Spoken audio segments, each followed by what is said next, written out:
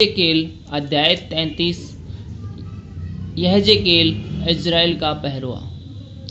यहोवा का यह वचन मेरे पास पहुंचा, हे मनुष्य के संतान, अपने लोगों से कह, जब मैं किसी देश पर तलवार चलाने लगूं और उस देश के लोग किसी को अपना पहरुआ करके ठहराए, तब यदि वह यह देखकर कि इस देश पर तलवार चलने वाली है, नरसिंगा फूंक कर लोगों को चिता दे, तो जो कोई नरसिंगे का शब्द सुनने पर न चेते और तलवार के चलने से मर जाए, उसका खून उसी के सिर पर पड़ेगा।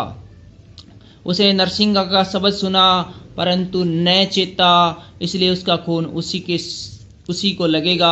परंतु यदि वह चेता तो अपना प्राण बचा लेता। परंतु यदि पहरुआ यह देखने पर कि तलवार चलने वाली है, नरसिंगा फूंक कर लोगों को न चिताए और तलवार के चलने से उसमें से कोई मर जाए, तो वह तो अपने अधर्म में फंसा हुआ मर जाएगा, परंतु उसके खून का लेखा मैं पहरुए से ही लूँगा।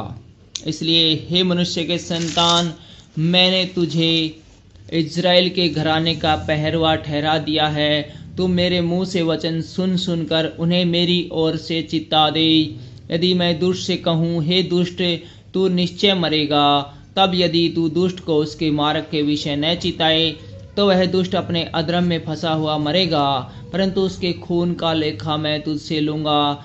परंतु यदि तू दुष्ट को उसके मार्ग के विषय चिताए कि वह अपने मार्ग को फिरे और वह अपने मार्ग से न फिरे, तो वह तो अपने अधर्म में फंसा हुआ मरेगा, परंतु तू अपना प्राण बचा लेगा। व्यक्तिगत जिम्मेवारी। फिर हे मनुष्य के संतान, इज़राइल के घराने से यह कह, तुम लोग कहते हो, हमारे अपराधों और पापों का भार हमारे ऊपर लदा हुआ है और हम उसके कारण गलते जाते हैं, हम कैसे जीवित रहें।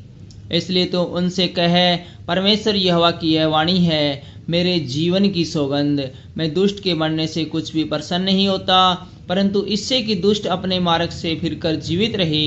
हे इज़राइल के घराने, तुम अपने अपने बुरे मार्गों से फिर जाओ, तुम क्यों मरो।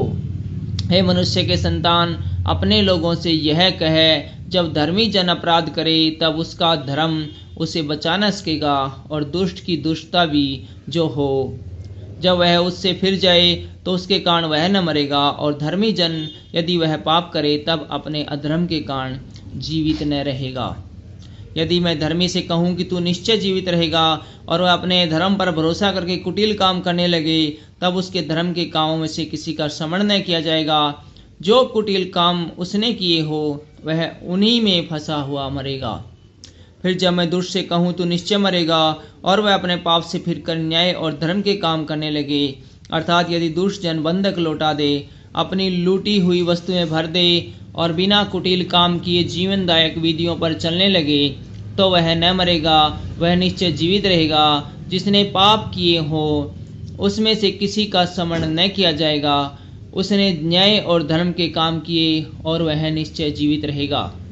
तो अभी तुम्हारे लोग कहते हैं, प्रभु की चाल ठीक नहीं, परंतु उन्हीं की चाल ठीक नहीं है। जब धर्मी अपने धर्म से फिरकर कुटिल काम करने लगे, तब निश्चय वह उसमें फंसा हुआ मर जाएगा। जब दुष्ट अपनी दुष्टता से फिरकर न्याय और धर्म के काम करने लगे, तब वह उसके कारण जीवित रहेगा। तो अभी तुम कहते हो, प्रभु की चाल ठीक नहीं।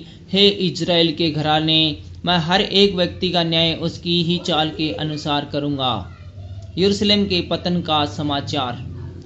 फिर हमारी बंधुआई के 11वें वर्ष के 10वें महीने के 5वें दिन को एक व्यक्ति जो यरूशलेम से भागकर बच गया था, वह मेरे पास आकर कहने लगा, नगर ले लिया गया है।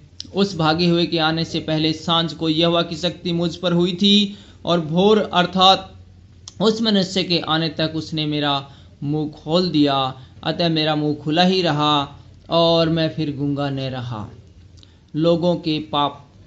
तब यहोवा का यह वचन मेरे पास पहुंचा, हे मनुष्य के संतान, इज़राइल की भूमि के उन खंडहरों के रहने वाले यह कहते हैं, इब्राहिम एक ही मनुष्य था तो भी देश का अधिकारी हुआ, परंतु हम लोग बहुत से हैं, इसलिए देश निश्चय हमारे ही अधिकार में दिया गया है।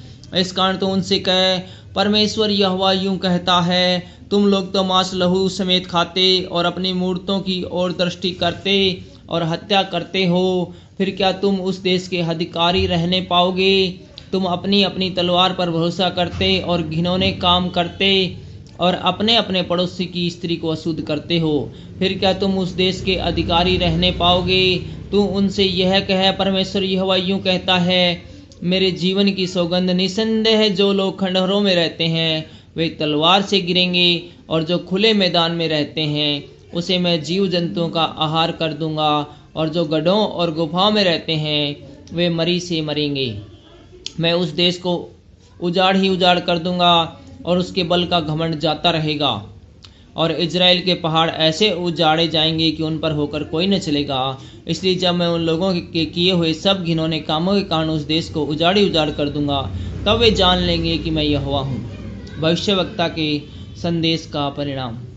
हे मनुष्य के संतान, तेरे लोग दीवारों के पास और घरों के द्वारों में तेरे विषय में बातें करते और एक दूसरे से कहते हैं, आओ सुने कि यहोवा की ओर से कौन सा वचन निकलता है।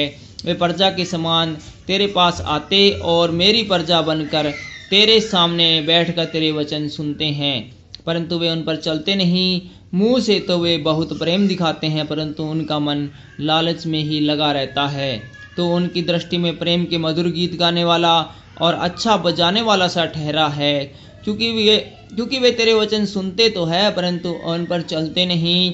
इसलिए जब यह बात घटेगी और वह निश्चय घटेगी, तब वे जान लेंगे कि हमारे बीच एक भविष्यवक्ता आया था।